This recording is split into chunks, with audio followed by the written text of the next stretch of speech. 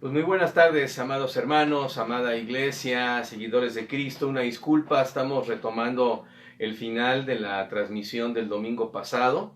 La estoy haciendo ahorita en vivo, aprovechando para que quede allí grabada. Y pues bueno, lamentablemente siempre hemos tenido algún problema, detalles que en verdad son fuera de control, que están fuera de nuestras manos.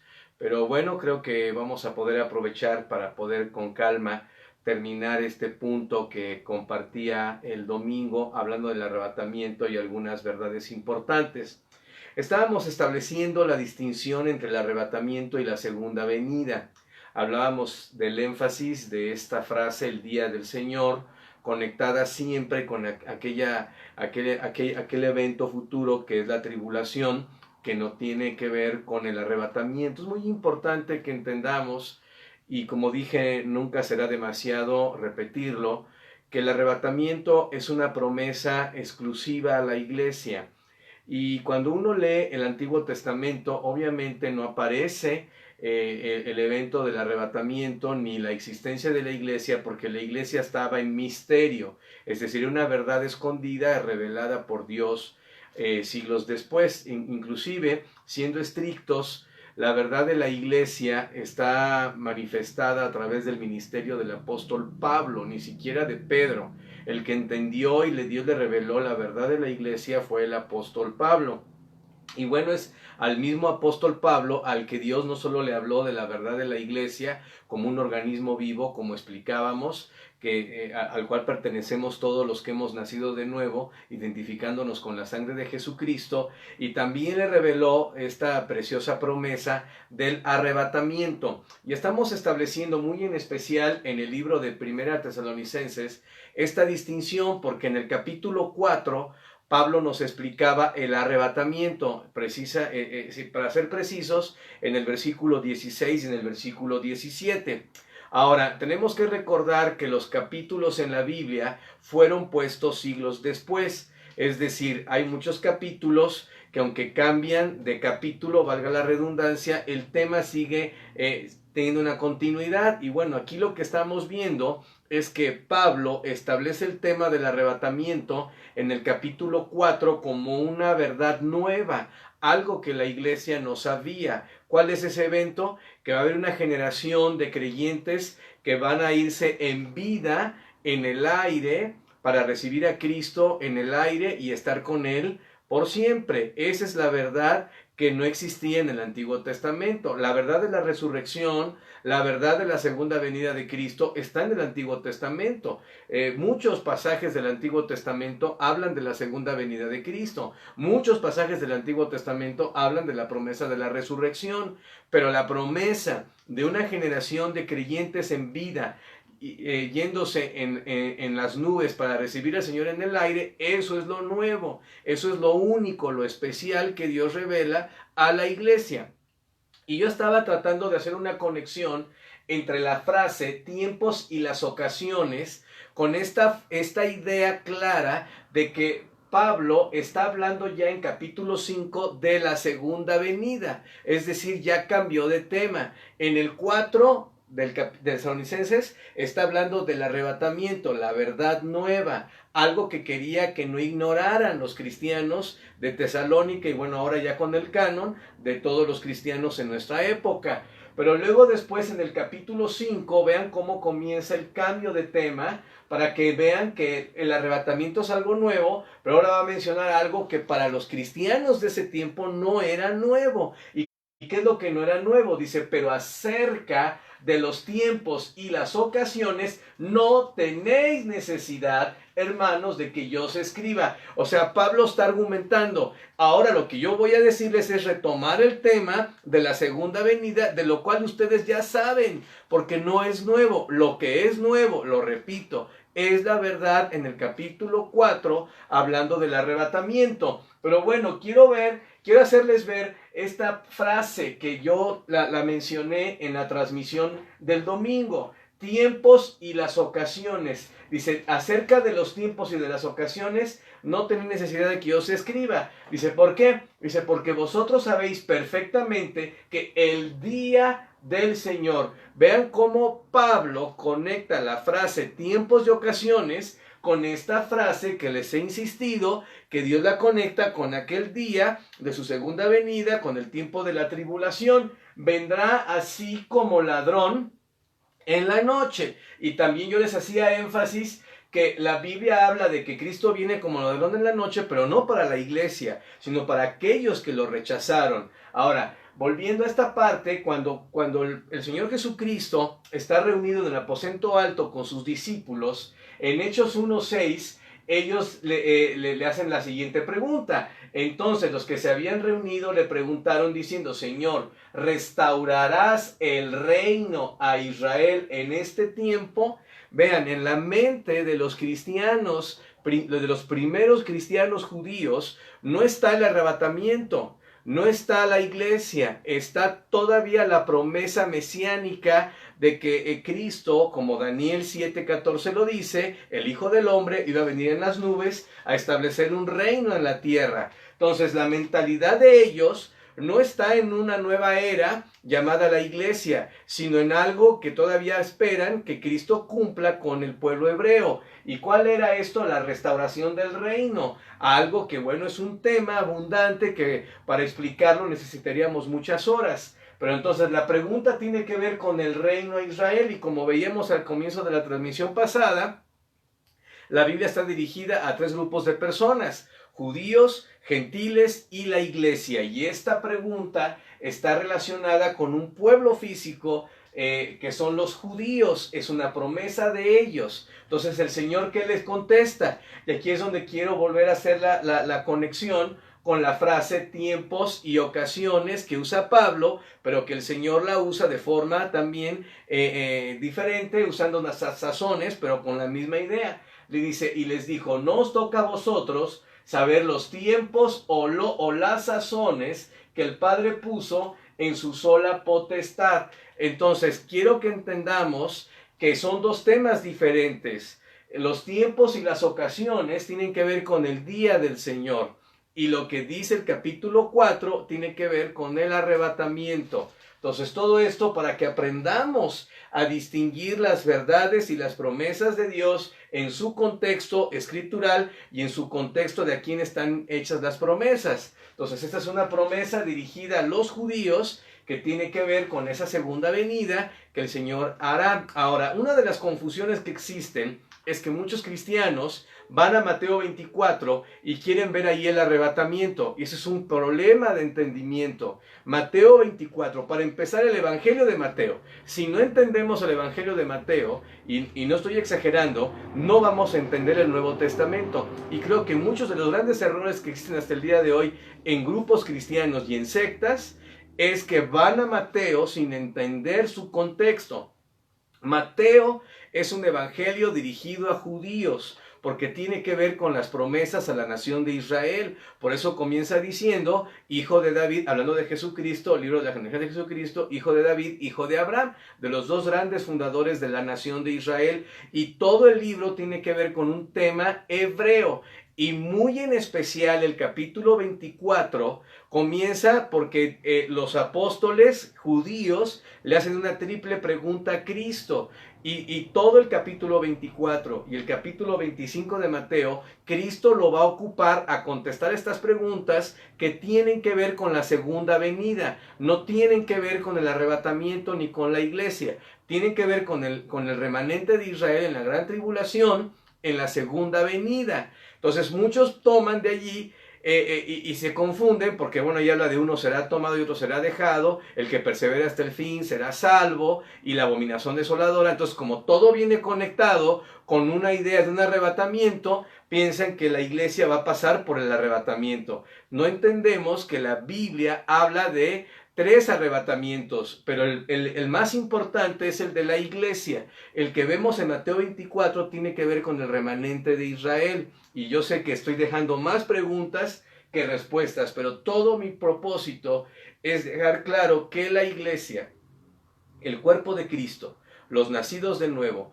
los que pertenecen al reino de Dios, nos iremos en el arrebatamiento. Y he establecido las condiciones para irse. Ahorita lo que estoy haciendo es distinguir el evento de la segunda venida con el arrebatamiento. Y bueno, en este respecto es importante. ¿Cuál era la pregunta que hacían ellos? ¿Restaurarás el reino a Israel en este tiempo? ¿Por qué? Porque para los discípulos, en verdad la iglesia y el arrebatamiento eran un misterio en ese tiempo.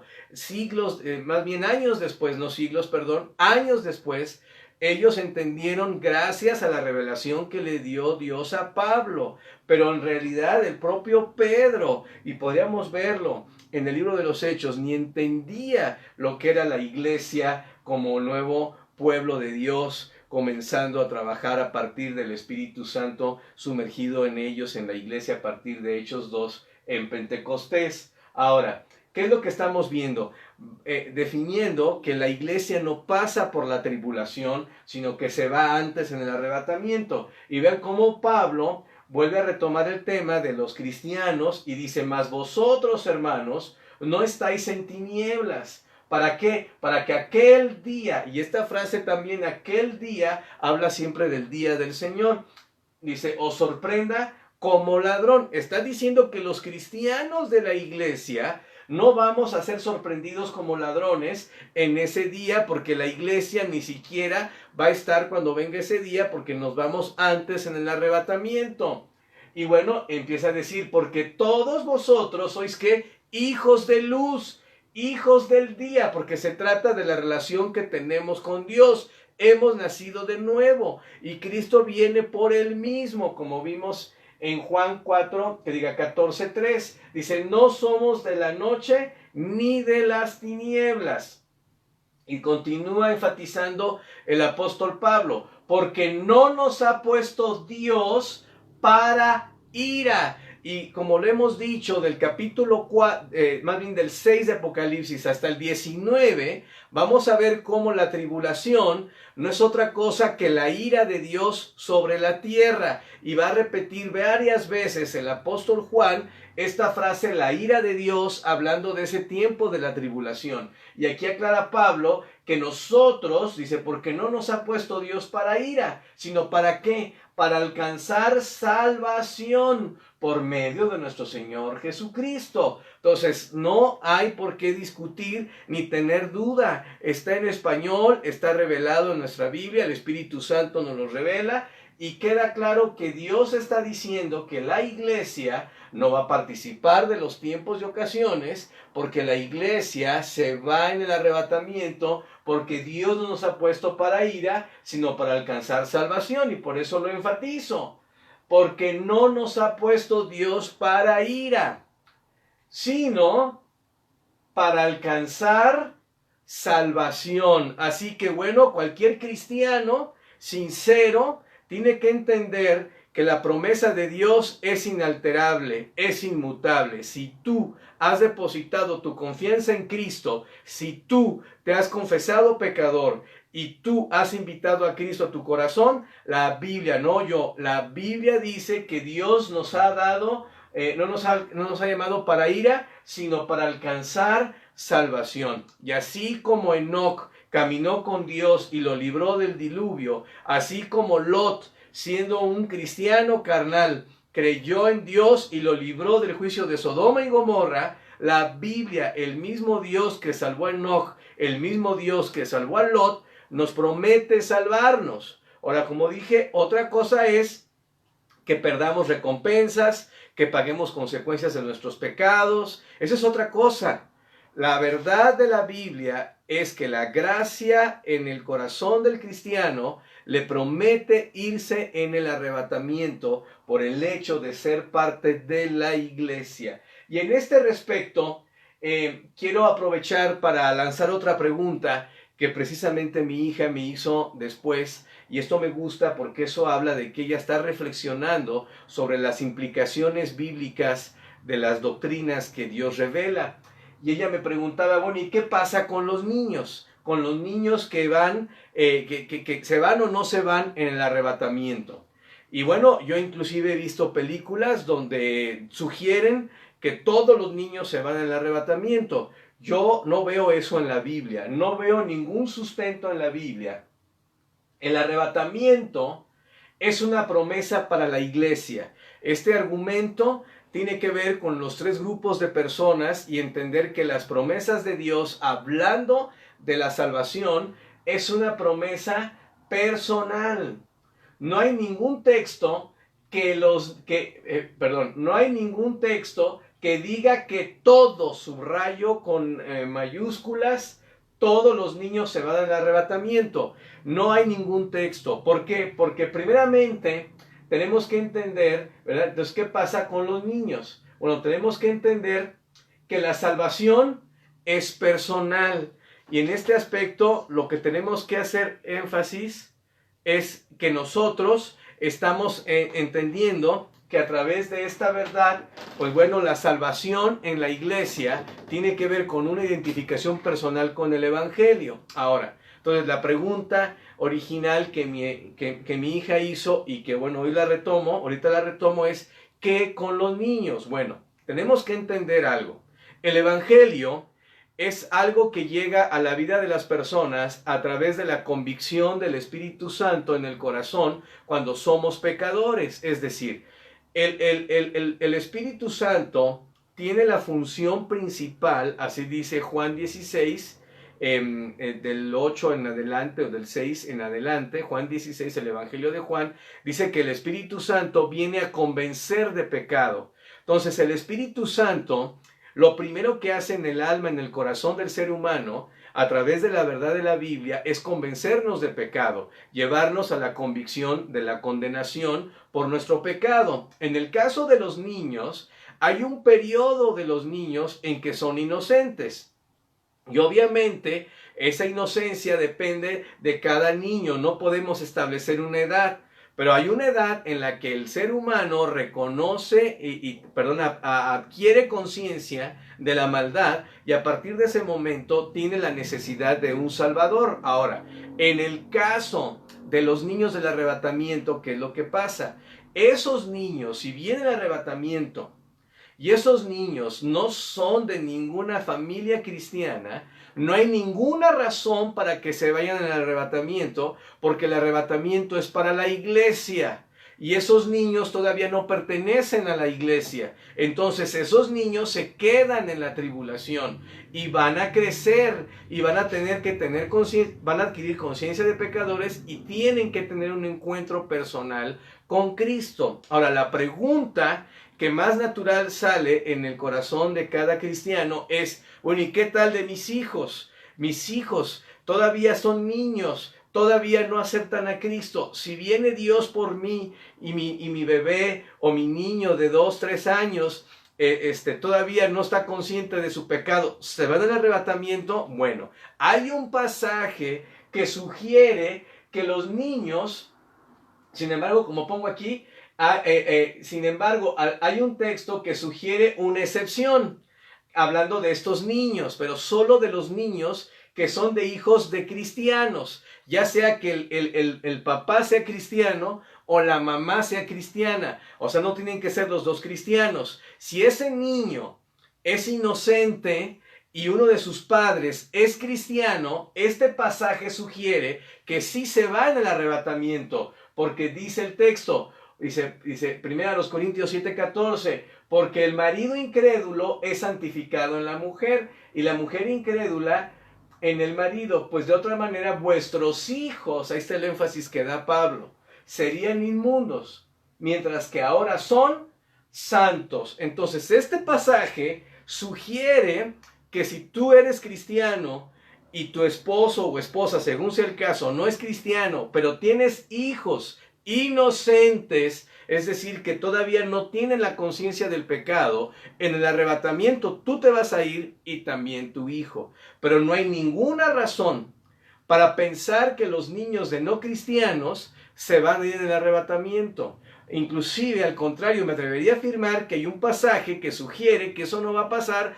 porque cuando Cristo habla de la segunda venida, que todos malentienden hablando del arrebatamiento, dice, ay de aquellas que estén encinta o que den a luz en aquellos días. Entonces, ¿por qué advierte eso el Señor de las embarazadas si ellas tuvieran ese privilegio de que sus hijos se fueran? No, porque los niños de padres inconversos tienen que pasar por la tribulación como cualquier persona que no ha nacido de nuevo. Entonces, esto reviste de mayor importancia y significado el valor que tiene el predicar el Evangelio el día de hoy para que las personas que amamos tengan el privilegio de nacer de nuevo y tener el honor, el gozo, la bendición de participar del arrebatamiento y ser libradas del juicio venidero. Esa es la parte que quería yo enfatizar o anexar, porque en realidad esto ni siquiera estaba en el primer bosquejo, pero bueno, aprovechando de esta falla, pues ahora con la pregunta que me hizo mi hija, pues quise aprovecharlo para anexarlo. Ahora, el cristiano, y esa es la parte con la que quiero terminar, el cristiano que no entiende esto, de que la diferencia entre el arrebatamiento y la segunda venida, el que no entiende que es la misma condición que para ser salvo, para pertenecer al arrebatamiento sin agregarle ni quitarle, es el cristiano que no entiende el Nuevo Testamento y que no entiende en verdad lo que es la gracia. Así que para terminar esta reflexión, podemos concluir que el arrebatamiento es un evento que involucra únicamente a la iglesia. Es decir, involucra a todos aquellos que por fe se han identificado con la obra completa y perfecta de Cristo en la cruz. Y por gracia, en esa obra se es salvo y se participará del arrebatamiento. Ahora, si es que uno sigue con vida, obviamente, en el evento que Dios ha prometido. Y esto es muy distinto, muy diferente a la segunda venida, como ya vimos en los textos analizados. Ahora, ¿cuándo será eso? ¿Cuándo será el arrebatamiento? Bueno, pues no lo sabemos. En verdad no sabemos. Pero lo que sí sabemos es que cada uno de los que hemos depositado nuestra confianza en Jesucristo, nos iremos cuando las nubes vengan por nosotros, nos arrebaten en un momento, en un abrir y cerrar de ojos, para recibir al Señor en el aire. ¿Cuál es la invitación? Que nosotros que creemos en estas preciosas verdades, vivamos en armonía y en congruencia a esas verdades. ¿Cómo, hermanos? Viviendo con optimismo, viviendo con amor y con esperanza, entendiendo que nos queda poco tiempo para seguir compartiendo con amor el amor de Dios para la gente, para que las personas que amamos y que todavía no depositan su confianza en Cristo lo hagan y así puedan ser libradas